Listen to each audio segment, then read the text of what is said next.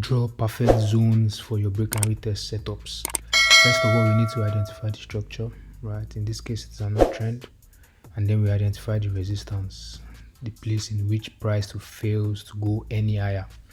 And once we identify that and we've noted that out, the next thing we do is to draw the zone. And I always draw my zone. The best way to draw a zone is the distance from the wick to the most recent or the highest body of the candle. And in this case, you can see here, that's the highest body of the candle. Extend it out and you take it as high as the wick. That's the first rejection candle, the wick, right? And as you can see, that was the first place, and price went back there to retest it, right? So I readjusted it for the next zone here to explain it better.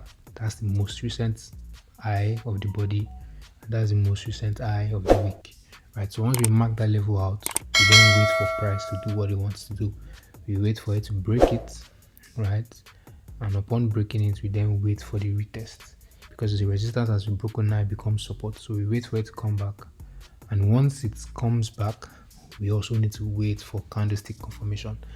Just as we got here, we got a very good candlestick confirmation. This depicts a morning star pattern, and you take your trades, put your risk to reward 2 for a buy, extend it to the recent highs because you're on an uptrend, and then you watch your trade run.